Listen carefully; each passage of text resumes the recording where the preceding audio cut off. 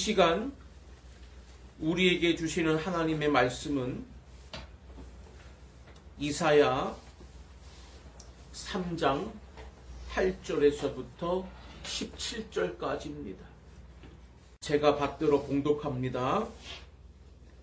예루살렘이 멸망하였고 유다가 엎드러졌음은 그들의 언어와 행위가 여호와를 거역하여 그의 영광의 눈을 범하였음이라.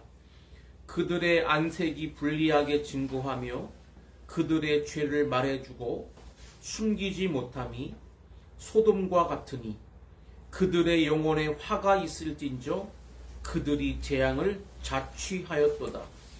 너희는 의인에게 복이 있으리라 말하라. 그들은 그들의 행위의 열매를 먹을 것이며 악인에게는 화가 있으리니 이는 그의 손으로 행한 대로 그가 보응을 받을 것임이니라. 내 백성을 학대하는 자는 아이요 다스리는 자는 여자들이라. 내 백성이여 내 인도자들이 너를 유혹하여 내가 다닐 길을 어지럽히느니라. 여호와께서 변론하러 일어나시며 백성들을 심판하려고 서시도다. 여호와께서 자기 백성의 장로들과 고관들을 심문하러 오시리니 포도원을 삼킨 자는 너희이며 가난한 자에게서 탈취한 물건이 너희의 집에 있도다. 어찌하여 너희가 내 백성을 짓밟으며 가난한 자의 얼굴에 맷돌질 하느냐. 주 만군의 여호와 내가 말하였느니라 하시도다. 여호와께서 또 말씀하시되 시온의 딸들이 교만하여 느린 목 정을 통하는 눈으로 다니며 아기작거려 걸으며 발로는 쟁쟁한 소리를 낸다 하시도다. 그러므로 주께서 시온의 딸들의 정수리에 딱지가 생기게 하시며 여호와께서 그들의 하체가 드러나게 하시리라. 아멘. 오늘은 하나님의 진단서라는 제목을 가지고 하나님의 말씀을 선포하도록 하겠습니다. 따라하겠습니다. 하나님의 진단서. 하나님의 진단서. 성경은 아주 오래된 과거의 역사를 진솔하게 기록을 했습니다. 그 이유는 하나님의 진리는 그때나 지금이나 분명하기 때문에 후대 사람들이 그 진리와 그 상황을 다시 한번 잘 새기고 오늘의 현실에다가 맞춰서 오늘의 문제를 잘 극복해내라고 하나님이 주신 것입니다.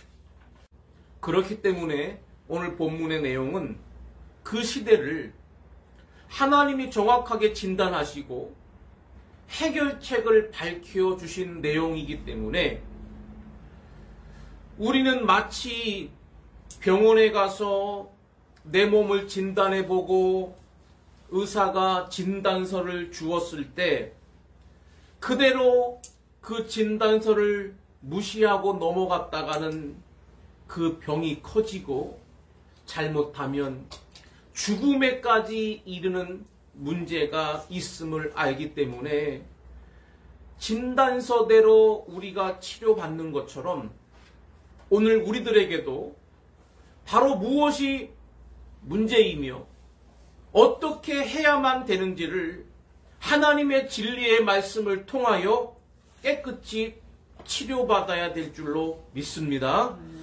오늘 본문을 쓴 이사야는 BC 740년경부터 하나님께서 부르셔서 말씀을 전했는데 60여 년 동안이나 아주 오랫동안 그 진리를 선포한 선지자였습니다. 그런데 그가 그렇게 하나님의 말씀을 진리를 외쳤음에도 남북 간 그 당시에 북이스라엘이 있었고 남유다가 갈라져 있었는데 두 나라가 말을 듣지를 않았습니다. 그래서 결과적으로 두 나라가 망했습니다. 이사야가 하나님의 말씀을 전하는 중에 북이스라엘은 망해버렸어요. 그리고 남유다도 이사야가 톱날에 찢겨서 그렇게 순교를 당한 이후에 얼마 지나지 않아서 남유다도 망했습니다. 그러나 이 말씀은 오늘도 그대로 남아있어요.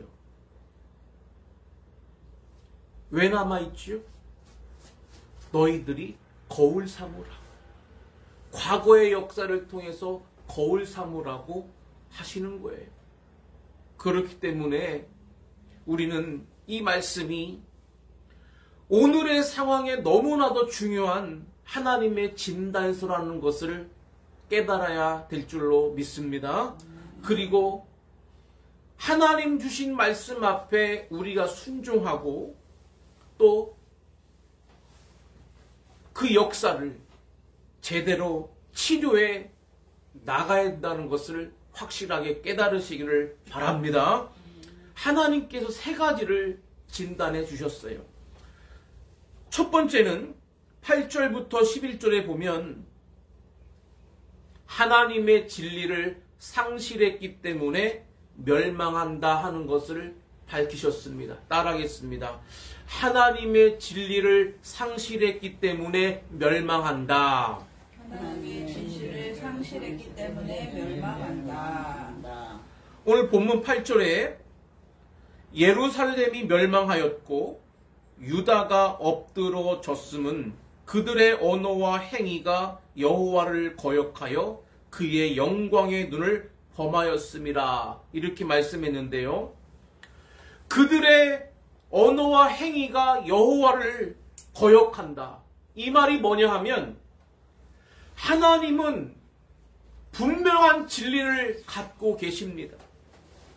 그래서 사람들에게 너희들 이렇게 살아야 된다라고 선포하신 거예요.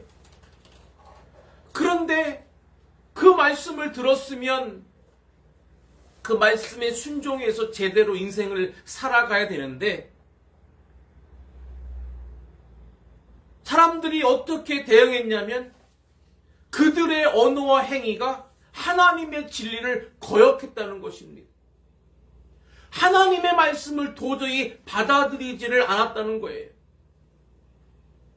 그것뿐만 아니라 그의 영광의 눈을 범하였음이라 그랬는데 이 영광의 눈이라는 말은 하나님은 우리의 일거수일투족, 다시 말해 모든 것을 다 아시고 축복하시기도 하지만 반대로 심판도 하실 수 있는 그런 하나님의 눈으로 이 백성들을 지금 지켜보고 계시는데 그들은 하나님의 그런 눈을 의식하지도 않고 아랑곳하지 않고 하나님 앞에서 그것도 하나님이 제일 가증스럽게 여기시는 우상을 숭배하고 온갖 불법을 저지르고 세속화돼서 타락해버리는 그들의 그 거역하는 자들을 하나님이 지켜보고 계셨다는 것입니다. 그렇기 때문에 너희들이 멸망한다고 하나님 말씀한 거예요. 그리고 9절로 넘어가 보면 구체적으로 그들이 어떻게 악한 짓을 했었는지를 이제 말씀하고 있는데 그들의 안색이 불리하게 증거하며 그랬습니다. 안색이 불리하게 증거한다는 말은 요즘 말로 말하면 얼굴이 뻔뻔하다는 거예요. 네. 얼굴에 철판 깔은 거지요. 그죠? 도저히 수치를 느끼지 못하고 그들의 얼굴에 죄가 쓰여 있다 그 말입니다. 또 그 다음에 그들의 죄를 말해주고 숨기지 못함이 소돔과 같으니 그랬습니다. 이제는 대놓고 노골적으로 이게 뭐가 문제냐? 우리들이 이렇게 하고 있는 게 뭐가 문제냐? 소돔 사람들처럼 그렇게 하더라는 거예요. 우리가 소돔 사람들이 어떻게 했는지 창세기에 우리가 읽어보면 알 수 있잖아요. 그죠? 지난주에도 제가 한번 언급했던 말씀인데, 창세기에 보면 천사가 그 소돔 땅이 너무나 악하고 타락해서 하나님이 파견을 보내셨어요. 이 도시가 지금 너무 악하고 타락한데 좀 제대로 확인을 해보고 심판해야 되겠다 싶어서 천사를 보냈는데, 그 천사, 남자의 모습으로 온 천사들을 저들이 끌어들여 가지고 너와 상관하자. 이 말은 뭐예요? 동성애를 말하는 거예요. 동성애. 그러니까 남자의 모습으로 천사들이 왔는데 그 소돔성의 남자들이 오랜만에 새로운 사람이 들어왔으니까 우리 너하고 오늘 밤새도록 놀아야 되겠다. 이렇게까지 그들이 타락하고 무지박지하게 악한 사람들이 되었다. 그 말입니다. 바로 이 시대에 이사야를 통해서 하나님이 말씀하신 것이 뭐냐 하면, 너희들이 어쩌면 소돔 때 사람들과 똑같이 죄에 대해서 부끄러움이 없느냐. 어떻게 죄를 짓고도 아무렇지도 않고 드러내놓고 죄짓자고 죄를 자랑하고 있느냐. 이렇게 하나님이 말씀하고 계시다. 그 말이에요. 그렇다면 너희들은 이로 인해서 그들의 영혼에 화가 있을진저 그들이 재앙을 자취하였도다 그랬습니다. 너희들이 이렇게 하나님의 진리를 거역하고 막 나가면 너희들 스스로 화를 받게 될 뿐만이 아니라 재앙을 스스로 만들어 낸다라고 이렇게 하나님이 말씀하신 것이에요. 그럼 우리가 한번 생각해 보면, 왜 하나님은 일방적으로 하나님을 믿으라고, 또 하나님의 진리대로 따르라고 이렇게 말씀하시냐? 하나님이 창조자시기 때문에 그런 거예요.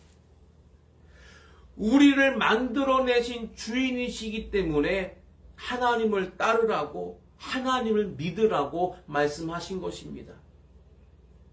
우리를 너무나 사랑하시기 때문에 가장 올바르게 살고 가장 행복하게 살 수 있는 길을 제시하신 것이 진리라는 거예요.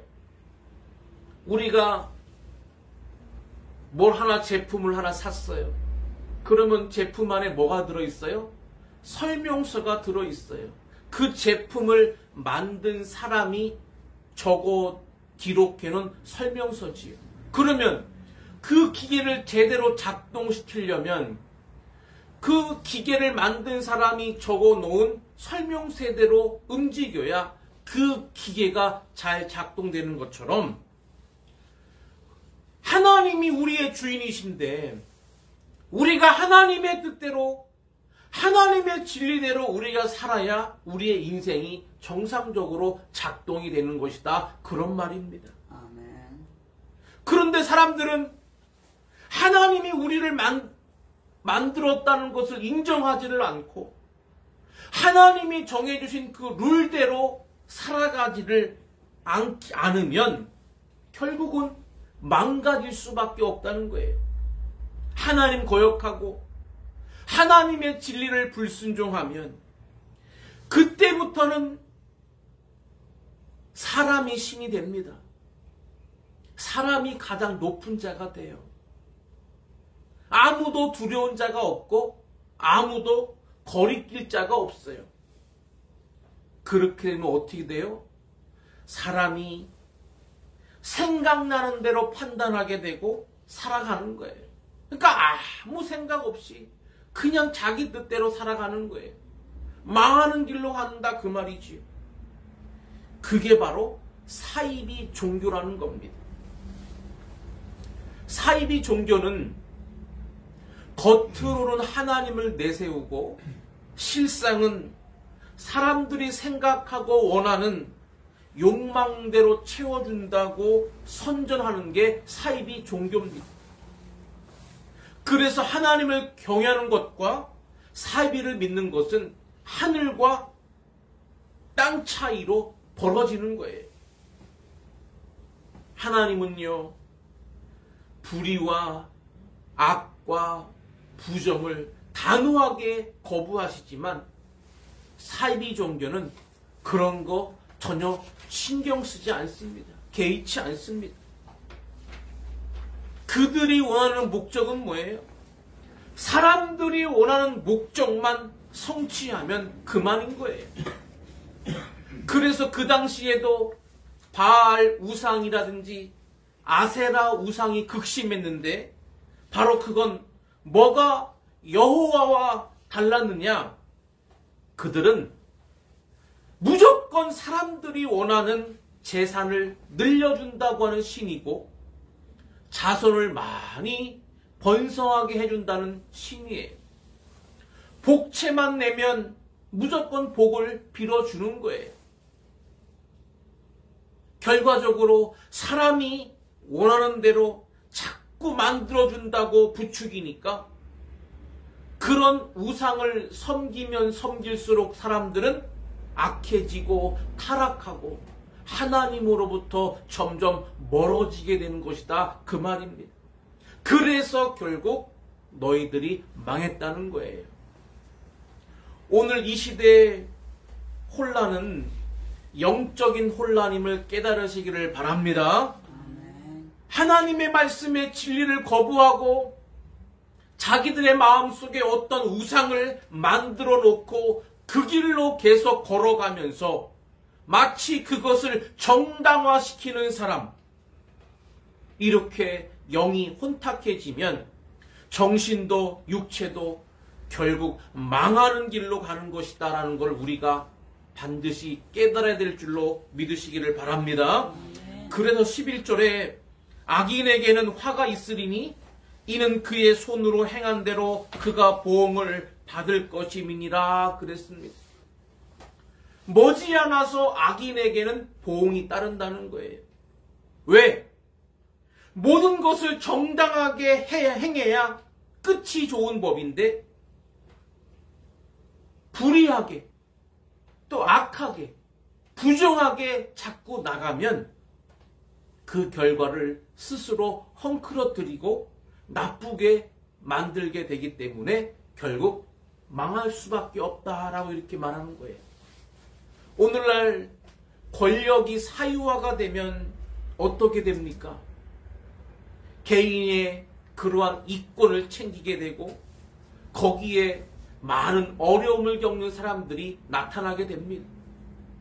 자기들이 높임받고자 돈 가지고 매수해서 어떠한 명예를 얻으면 거기에 많은 상대적으로 어려움을 겪는 사람들이 나오게 되어 있습니다. 이것저것 별의별 불법을 다 저지르면서도 그것이 자기들 중심으로 볼 때에는 우리가 성공한 사람들이다, 우리가 최고의 사람들이다 라고 자기 자신들만 높이지 자기 외에 다른 사람들, 눈물 흘리고 어려움 당하고 있는 사람들을 전혀 보이지가 않는 거예요. 사회가 점점 더 거꾸로져 가는 것을 보이지 않는다는 거예요. 보지 못한다는 거지. 바로 영이 잘못된 사람들이 주장하게 되면 그 나라가 그렇게 타락하게 되고 망한다는 사실을 오늘 말씀을 통해서 철저하게 깨달으시기를 바랍니다. 두 번째는 12절에서부터 15절에 보면 지도자의 변질 때문에 나라가 망한다라고 이렇게 말씀했어요. 따라하겠습니다. 지도자의 변질 때문에 나라가 망한다. 지도자의 변질 때문에 나라가 망한다. 12절에 내 백성을 학대하는 자는 아이요 다스리는 자는 여자들이라. 내 백성이여 내 인도자들이 너를 유혹하여 내가 다닐 길을 어지럽히느니라 그랬습니다. 이게 중요한 말씀인데 언뜻 들으면 이해가 잘 안 되죠. 좀 말씀이 어려울 수도 있어요. 여기 보면 내 백성을 학대하는 자는 아이요라고 그랬어요. 백성을 다스리는 자는 분명히 어른이지 않습니까? 그렇죠? 어른들이 백성을 다스리는 건데 근데 아이라고 그랬어요. 이 말은 뭐예요?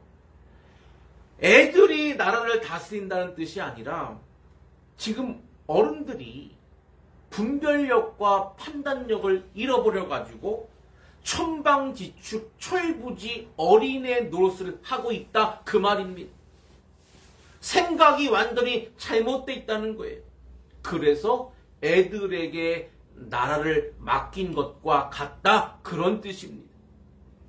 그리고 다스리는 자는 여자들이라 이렇게 말씀했는데 이 말은 그 당시에는 다 남자들이 바깥에서 일을 하고 여자들은 가정에서 자녀를 낳고 또 자녀를 보살피는 그러한 역할을 하던 시대였어요. 사회가 어떻게 되는지 세상이 돌아가는 것을 잘 모르는 사람이 어느 순간 갑자기 툭 튀어나와 가지고 세상의 지도자가 되어버렸다는 거예요. 이 시대에도 그랬다는 거예요. 반드시 우리가 깨달아야 될 줄로 믿습니다. 내 백성이여 내 인도자들이 너를 유혹하여 내가 다닐 길을 어지럽히느니라 라고 말씀했습니다. 그들은 진리를 모르고 원칙을 모르기 때문에 그냥 자기들이 원하는 대로 이것도 저것도 그냥 막 끌고 들어가니까 결국 길이 다 어지럽혀졌다는 거예요. 얼마나 하나님의 말씀이 정확합니까? 이사야가 지금 이 예언을 한 것처럼 이스라엘 나라의 북쪽, 남쪽 두 나라가 아주 악한 여자가 들어왔어요. 두 나라의 악한 여자가 둘이 있었는데 그 바람에 그 두 나라가 완전히 고꾸라졌습니다. 북이스라엘에는 제7대 왕 아합이라는 왕이 있었는데 이 아합 왕의 부인 이세벨 이 여자 때문에 북이스라엘이 망하게 된 겁니다. 그 이세벨이 어디 출신이냐면 그 더 위에 북쪽 그 시돈이라는 나라의 공주였습니다. 정략 결혼했어요. 정치적으로. 그래서 이 여자가 들어왔는데 이 여자가 오면서 온갖 우상을 다 끌고 들어왔습니다.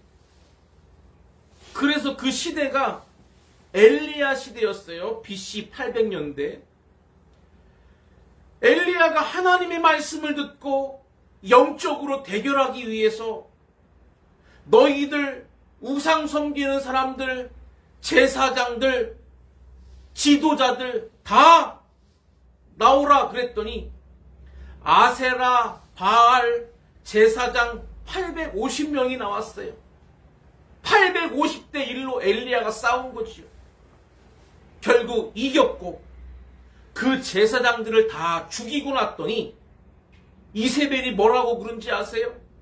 이를 갈면서 내가 반드시 엘리야 죽이지 않고서는 나 더 이상 밥도 안 먹겠다. 이렇게 막 나가니까 엘리야가 순간 기가 죽어가지고 도망간 것이요. 그 정도로 아주 무서운 여자가 바로 이세벨입니다. 그래서 아합 왕이 이 이세벨 여자 앞에서 꼼짝도 못하고 그 여자에게 완전히 사로잡혔고 온 전국이 다 우상화가 되어버렸습니다. 또 이 이세벨이라고 하는 이 여자는 탐욕이 많은 여자예요. 왕궁 옆에 남의 포도밭이 있었는데 그게 또 탐나기 시작한 거예요. 그랬더니 그 포도원을 좀 뺏으려고 남편을 막 조르는 거예요. 그래서 결국 그 주인 나봇을 다른 걸로 막 엮어가지고 죽여버리고 그 포도원 이세벨이 빼앗아 버립니다. 오늘날 다를 바가 뭐가 있습니까? 오늘날 우리나라에서 나타나는 모든 사건들, 현상들, 그 시대와 다를 바가 뭐가 있겠어요? 이렇게 악한 짓을 저질렀다는 거예요. 부정으로 재산을 축제하는 사람들, 수천억 대를 가지고 있다는 그 사람들이 과연 정당하게 벌었겠습니까? 오늘 14절 하반절에 이렇게 말씀했어요. 포도원을 삼킨 자는 너희이며 가난한 자에게서 탈취한 물건이 너희의 집에 있도다 그랬습니다. 자기 재산 축제하면서 그 속에 얼마나 가난한 자들의 것이 많이 들어있겠습니까? 남의 것들이 얼마나 많이 들어있겠어요? 남유다에도 악한 여자가 한 사람이 들어와서 여왕이 됩니다. 제7대 여왕 아달랴가 있어요. 이 아달랴가 누구냐 하면 바로 아합과 이세벨의 딸이었습니다.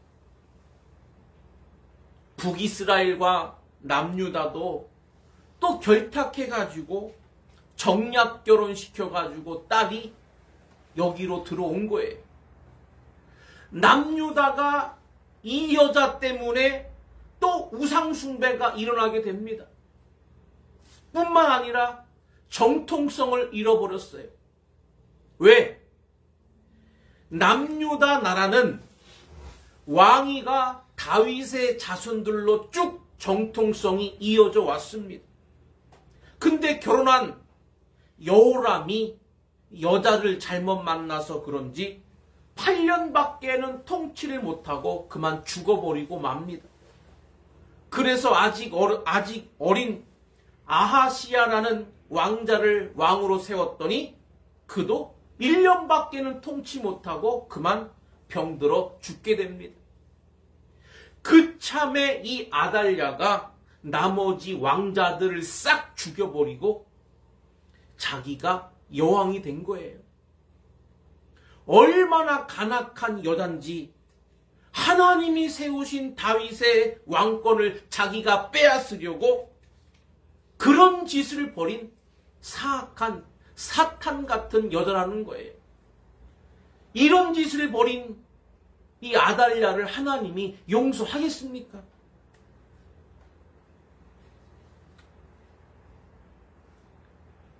그래서 이세벨을 하나님이 죽이실 때에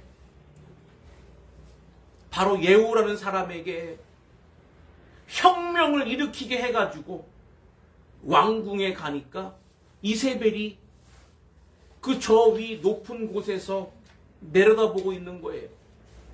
그리고도 여전히 반성을 안 하고 그냥 헛소리를 하고 있을 때 이 예후가 너희들 중에 저 여자를 바깥으로 집어던질 자가 누가 없느냐 이렇게 그랬더니 그 말을 듣고 있던 사람들 중에 한 4시가 이세벨을 집어던져가지고 땅바닥에 떨어뜨려서 곤두박질 쳐 죽게 되었습니다.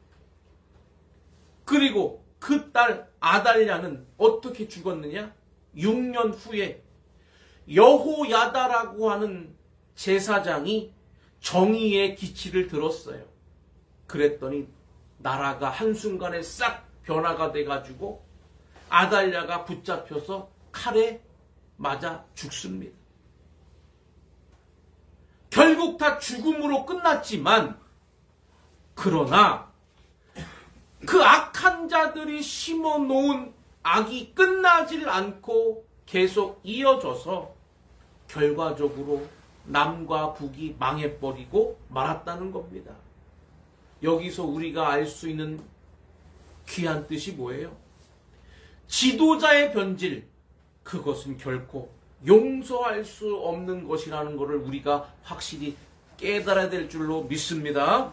15절에는 그들이 어느 정도로 악했냐면 15절에 어찌하여 너희가 내 백성을 짓밟으며 가난한 자의 얼굴에 맷돌질 하느냐 그랬습니다.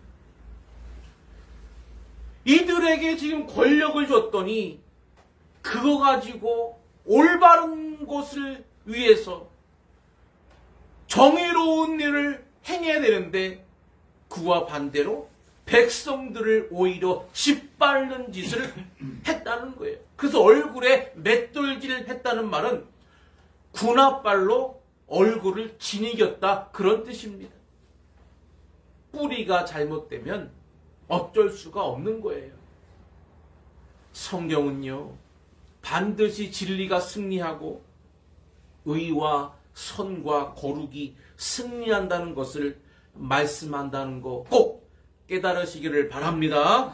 마지막 세 번째는 16절과 17절에 보면 뭐가 또 하나 문제냐? 사치와 향락이 문제다라고 말씀했습니다. 따라하겠습니다. 사치와 향락이 문제다. 사치와 향락이 문제다. 여기 보니까 16절에 여호와께서 또 말씀하시되 시온의 딸들이 교만하여 느린 목, 정을 통하는 눈으로 다니며 아기작거려 걸으며 발로는 쟁쟁한 소리를 낸다 하시도다 그랬습니다. 결국 잘못된 사상에 빠지고 지도자들이 변질이 오게 되면 그들이 추구하는 몫은 뭐냐? 이 세상 것을 누리게 된다는 거예요. 사치와 향락 거기에 목표가 있습니다. 그들은요 결코 경건하게 살 수가 없는 자들입니다.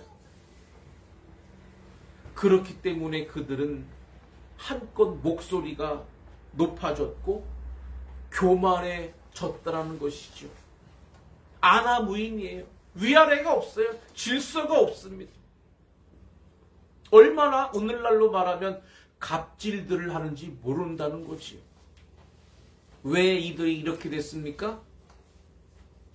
사상이 잘못됐기 때문에 자기들이 신 노릇을 하고 있다 그 말입니다. 또 여기 보니까 정을 통하는 눈으로 다니며 아기작거려 걸으며 이 말은 뭐예요? 추파를 던지고 엉덩이를 흔들며 지나다닌다 그런 뜻입니다. 그들은요 자기들이 목적하는 바를 어떻게 해서라도 만들어냅니다. 별별 유혹을 다 해서라도 안 되면 협박을 해서라도 자기들이 원하는 것을 끝끝내 추구하고야 맙니다. 또 발로는 쟁쟁한 소리를 낸다. 이 말은 뭐예요? 그 당시 유행하는 것 중에 하나가 발에다가 장식품을 매달고 걸어다니면 소리가 철렁철렁 날 거 아니에요. 그죠? 그게 그 당시에 유행했다는 거예요. 사치와 향락을 대변하는 거지요. 온통 세상에 사치와 향락으로 어지럽혀 놓은 사람들, 이런 사람들이 나라의 지도자로 있으니까 세상이 점점 세속화되고 타락해질 수밖에 없다라는 것을 말씀하고 있는 겁니다. 그래서 결국 북이스라엘은 BC 722년에 아수르가 쳐들어와서 망하게 되고 그 민족이 다 분해돼서 싹 없어지고 말았습니다.